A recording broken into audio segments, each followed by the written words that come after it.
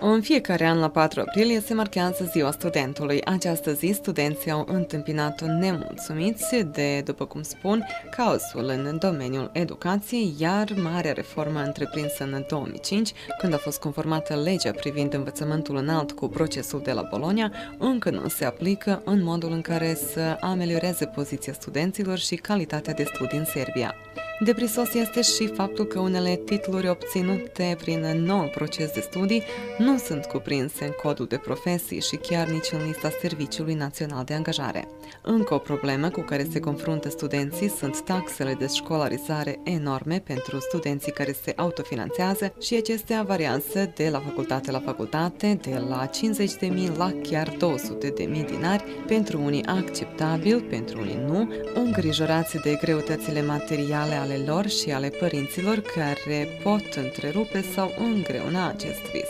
Noi am cercetat ce atitudine au studenții Universității din Novi Sad, Andreea Ciorogar și Daniela Bachici, care au ales să urmeze catedra de limba și literatură română de la Facultatea de Filozofie din Novi Sad. Cele două studente, pe lângă dorința de a însuși cât mai multe cunoștințe și pe lângă distracția care subînțelege viața de student, nu au pierdut din vedere nici cazarea și, cu dreptul obținut, a solicitat o cameră la Căminul 23 octombrie, fostul Cesaret, și nu un apartament închiriat, să aibă parte de mai multă liniște și intimitate și să beneficieze de confort, și astfel a redus cheltuielile ce țin de viața de student în aceste vremuri grele pentru părinți.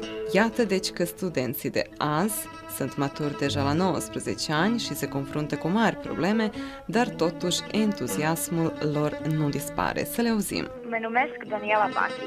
Sunt studentă de limbă și literatură română la Facultatea de Filozofie din Novi Sad. În acest an planific să termin studiile de licență și să înscriu studiile de masterat. În timpul studiilor m-am ocupat honorar cu jurnalism, traducere și am ținut un curs de limbă română la o școală de limbi străine din Novi Sad. Mulți cred că viața de student e scumpă, dar asta nu poate fi așa. Dacă sunteți la buget, trăiți în cămin și aveți o bursă, e contrast. În timpul studiilor am învățat și am avansat foarte mult cu limba română. La catedra noastră, relația dintre profesori și studenți e foarte bună, iar mulți dintre profesori sunt pregătiți să ne ajute și cu lucruri care nu sunt direct legate de facultate. Viața de student e și o mare plăcere.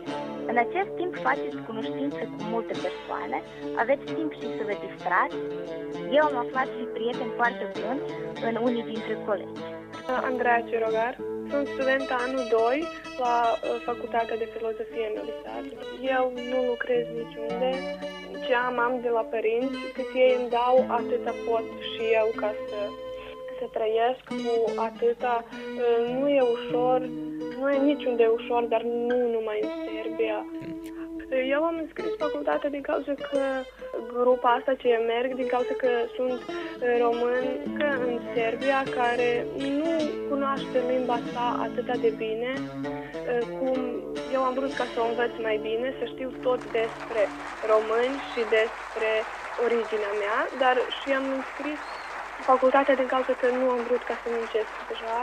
Deci, iată ce spun studentele noastre, Andreea Ciorogar și Daniela Bachici, studente la Catedra de Limba și Literatura Română din Novi Sad, despre viața de student în ziua de astăzi. Cu prilejul zilei de 4 aprilie, Ziua Studentului, a avut loc și o reuniune academică Europa în carnetul de student, Serbia în suflet, la Casa Culturii Studentski Grad de la Belgradul Nou, iar tema reuniunii a fost prezentarea modului de studii la noi și în Europa, cu tendința de integrare a standardelor europene în sistemul nostru educațional. Ziua Studentului 4 aprilie se marchează sub semnul evocării marilor demonstrații organizate de studenții din Belgrad la această dată în anul 1936.